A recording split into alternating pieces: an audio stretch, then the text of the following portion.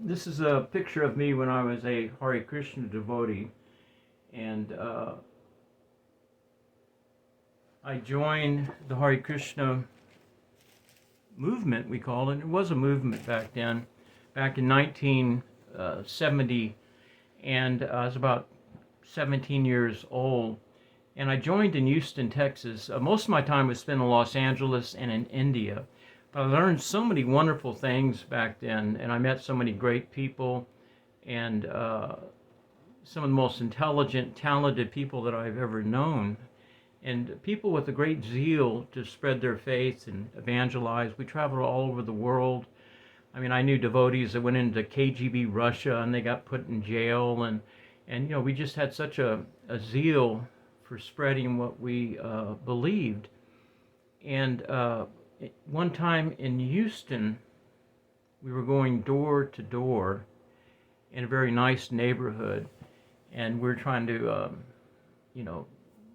evangelize and give out magazines and things like that. And I was ringing the doorbell at this one really nice house, and the doorbell didn't work apparently. I didn't know that. I guess the lady that lived there, she didn't hear anything. And so while I was standing there, she was talking to somebody else inside, so she had her back away from me when she opened the door, and then she turned around and we were like face to face, and I had my head shaved with my little ponytail, and we also wore what was called tilak, which was white clay with two stripes going up, and that signified the particular branch of Hinduism that we were in, called Gaudiya Vaishnavism.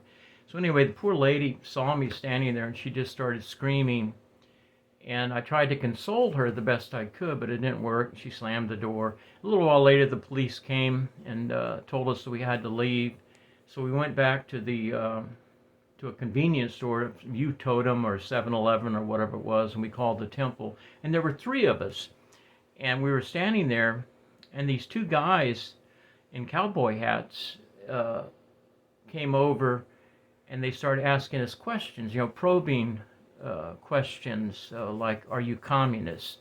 And we would try to answer the best we could, and they'd go off and they would have a little conference, and then they would come back and ask us some more questions, and then go back and have a little conference. And finally, I think what they did is they followed the old Texas adage that when in doubt, just beat them up, So they came over, and the first person they attacked was the devotee. His name was Daryl, and he's such a nice guy. He'd been a Vietnam vet, and he would always greet you with a smile and his fixed stare with dilated pupils, and very quiet guy. But anyway, they grabbed Daryl, and Daryl just went off on him, and he started punching him out and chasing him around the parking lot.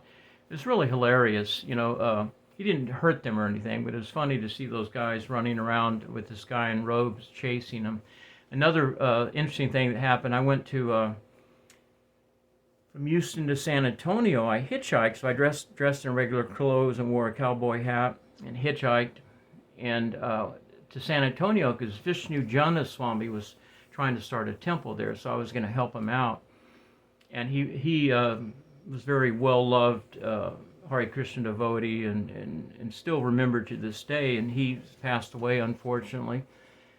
But I went to help him out. As soon as I got there, I changed into my devotee garb, and he said, "Well, I need you to go to the store. There's a Piggly Wiggly market about 3/4 of a mile down the road." And I thought, oh my gosh, I'm gonna have to walk all that way down a busy street, dressed like this. And I was a very shy person. I didn't like the limelight. I still don't like the limelight. So anyway, I started my trek, going back, and I'm going to that store, and cars were honking and brakes were screeching.